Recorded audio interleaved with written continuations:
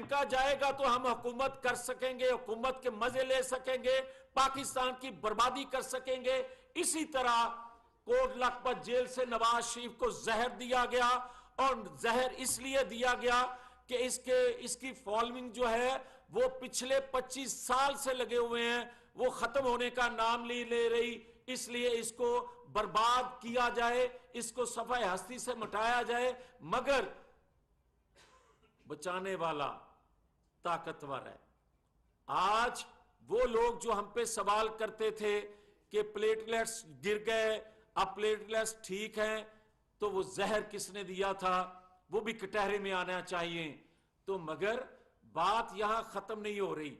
آپ مجھے یہ بتائیں کہ ہمارے لیڈر کو قتل کے منصوبہ بندی بار بار بننے کے باوجود, زہر دینے کے باوجود, کیا ہم نے مسلح ٹائیگر فورس بنائی؟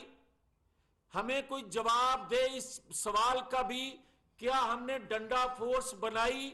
کیا ہم نے غلیل فورس بنائی؟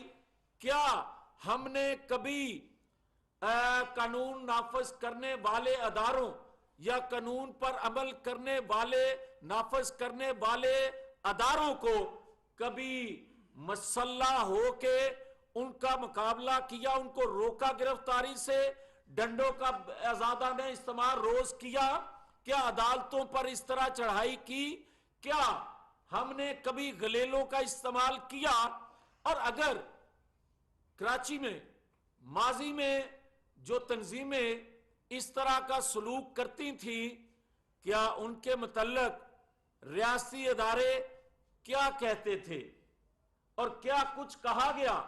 کیا بلوچستان کے جو لوگ ہیں اگر وہ مزاحمت کرتے ہیں تو ان کو کیا کہا جاتا ہے, کن الفاظ سے ان کو نوازا جاتا ہے, پکارا جاتا ہے؟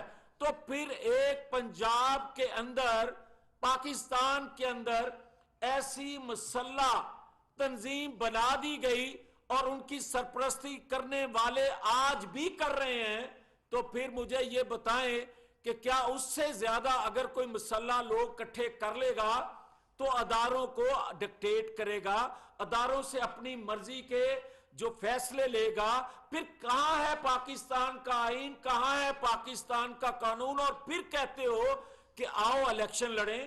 پھر مجھے کوئی بتائے کہ کیا کل جو کچھ اس نے کیا اور جو آج بے نقاب ہوا ہے وہ حادثے کے حوالے سے, کیا اس ماحول میں الیکشن میں جانا, وہ سنجیدہ الیکشن میں جانا اس کا بنتا ہے, یا پاکستان میں خون ریزی کا, پاکستان میں انارکی کا, پاکستان میں سول لا فرمانی کا جو اس کا پرانا منصوبہ ہے اس پر وہ عمل کر رہا ہے جو پچھلے 4 سالوں سے بھی کر رہا تھا؟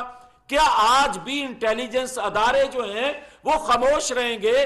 کیا انٹیلیجنس اداروں کے علم میں یہ بات نہیں تھی 2 دن پہلے بھی کہ یہ حادثہ ہوا ہے, یہ قتل نہیں ہے؟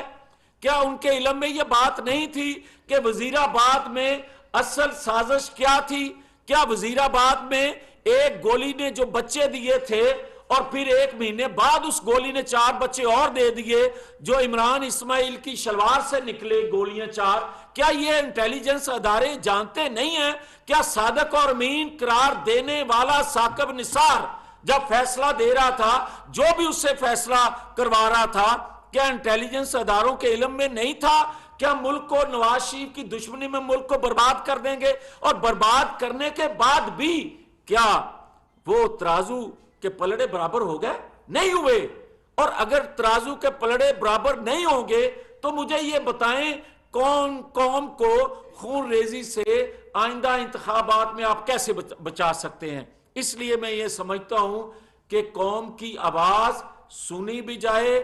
میں پرائم منسٹر صاحب سے بھی گزارش کروں گا کہ میری آواز بھی قوم کی آواز میں شامل ہے کہ ایک پارلیمانی کمیشن بنا کے جو اعتراف جرم لوگ کر رہے ہیں, وہ جرنیل ہوں, وہ جج ہوں, وہ عمران خان ہو, ان سب کا کمیشن رپورٹ کرے, کوئی سزا دے سکے نہ دے سکے مگر قوم کے سامنے پبلک کی جائیں ان منحوس چہروں کو جنہوں نے پاکستان کو لوٹا, برباد کیا اور ہمیں روٹی سے بھی تنگ کر دیا. ہمارے قرضے اتنے بڑھ گئے کہ ہماری آنے والی نسلیں بھی شاید نہ اتار سکیں. شکریہ جی.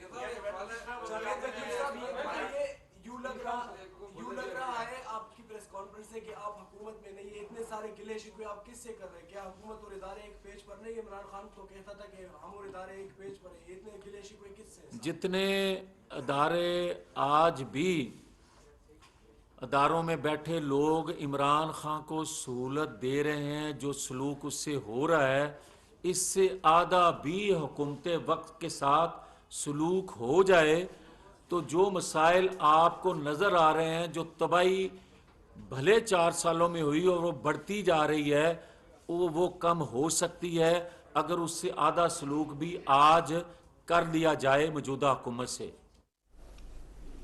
وفاقی وزیر میاں جاوید لطیف اسلام آباد میں میڈیا سے گفتگو کر رہے ہیں. ان کا یہ کہنا تھا کہ خود کو قومی لیڈر کہنے والا جھوٹے